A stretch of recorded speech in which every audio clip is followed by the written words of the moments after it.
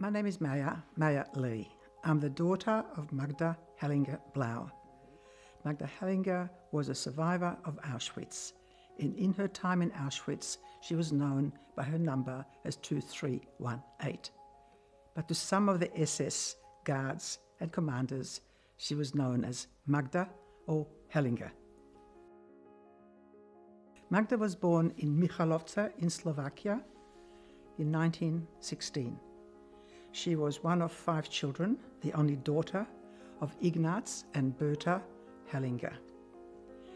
As a young girl, she was very involved with Hashomei Atzair, a Zionist movement in Michalovce, and she was very much in the leadership of that group.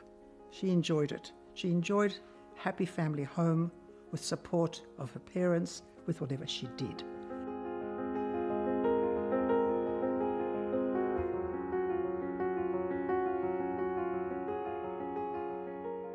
Mum's book is unique and different to every other Holocaust book because Mum's role in Auschwitz as a functionary, prisoner functionary, a woman in position.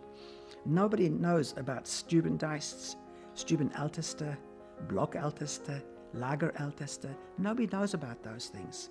And they were roles which Mum had throughout her time, on and off, throughout her time in Auschwitz. And that is something unique.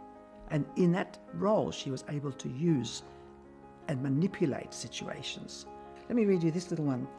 The more I had the chance to observe the prominent SS people like Edward Worth, Joseph Kramer, and Irma Grazer, the more I understood that despite their murderous practices, they were still human beings. I don't say this to excuse their actions in any way, or to suggest that I like any of these people, or even for 1 second. On the contrary, realizing that they were humans helped me understand that they had human needs and vulnerabilities. And this created opportunities.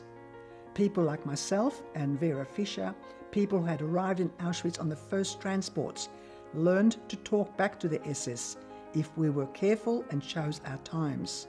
There was always fear. Any of them could at any time have us killed or kill us themselves. But if we maintained respect, avoided even telling them what to do, and acted with the right amount of chutzpah, there was always ways we could manipulate them.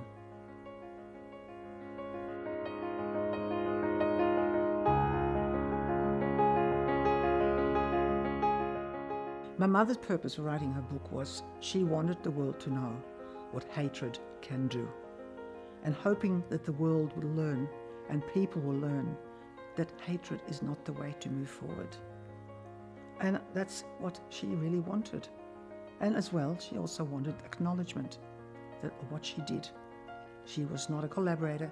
She just was a woman who was able to use her skills, her leadership skills and kindergarten skills in a place which was hell on earth.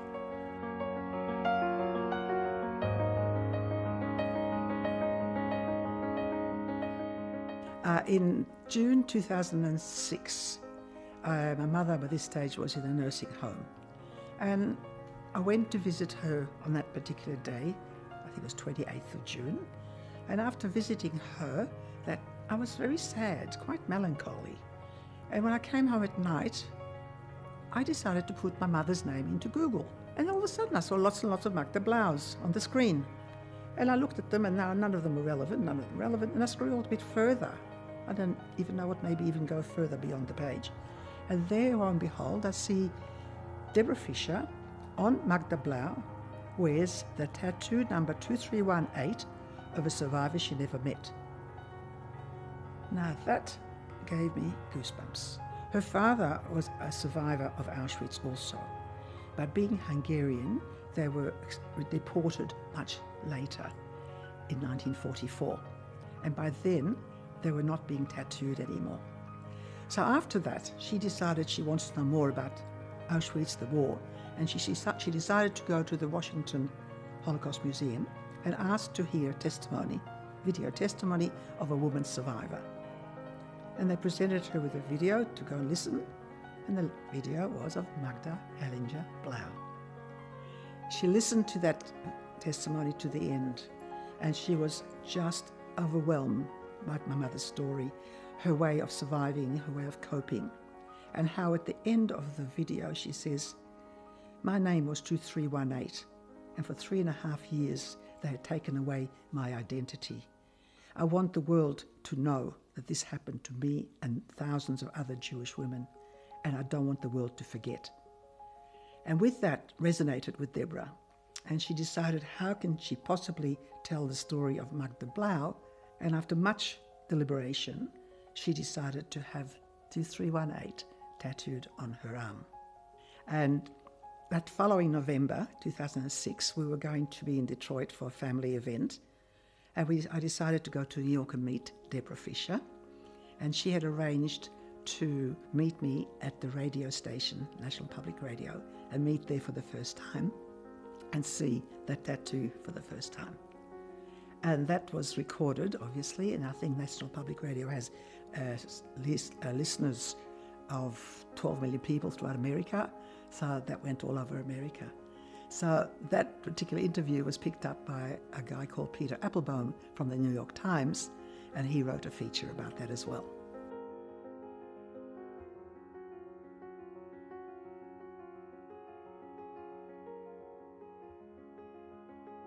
Because I thought it was so important for my mother, for her memory, to tell her story in the way it should have been done, because her story, which she wrote herself, did not do her service. She left out so much detail, which highlighted the incredible tenacity and ability she had in Auschwitz. And that's what I wanted to do, and that was the purpose of this journey.